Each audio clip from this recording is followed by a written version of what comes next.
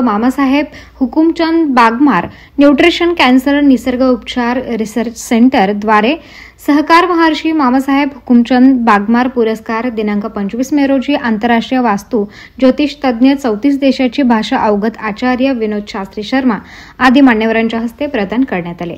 नाशिक येथील प.सा. सायखेडकर नाट्यगृह येथे या सोहळ्याचे आयोजन करण्यात आले होते।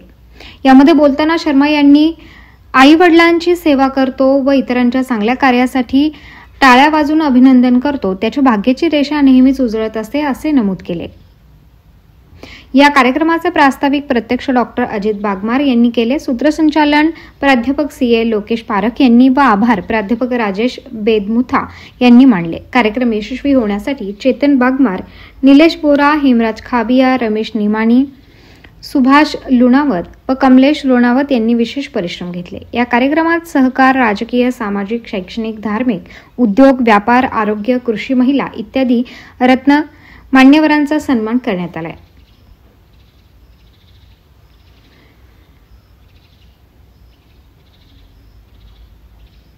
राष्ट्रीय डॉक्टर मनोहर तोडके, गंगाधर जोरवेकर, विजयकुमारजी कासलीवाल, प्रवीण कुमार जैन,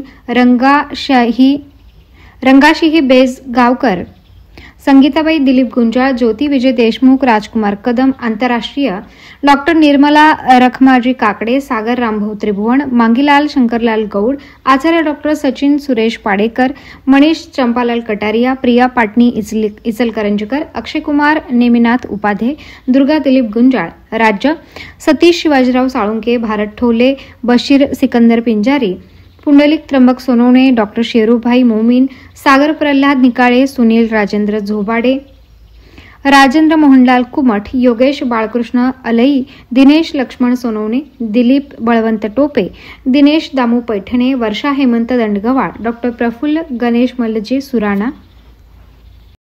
नाशिक महानगरपालिकेच्या सार्वजनिक आरोग्य विभागाच्या वतीने जाहीर आवाहन, गुले डायरेक्ट सिंड्रोम अर्थात जीबीएसला घाबरू नका, पण दक्षता घ्या। पाणी उकळून प्या, स्वच्छ आणि ताजे अन्न सेवन करा, शिजलेले व न शिजलेले अन्न एकत्रित ठेवू नका। लक्षात ठेवा, अचानक पायात किंवा हातात कमजोरी किंवा लकवा, चालताना त्रास किंवा अशक्तपणा, बऱ्याच दिवसांपासून डायरिया अशी लक्षणे आढळल्यास त्वरित डॉक्टरांचा सल्ला घ्यावा व तात्काळ उपचार सुरू करावा। सार्वजनिक आरोग्य विभाग मनपा नाशिक द्वारे जनहितार्थ प्रसारित।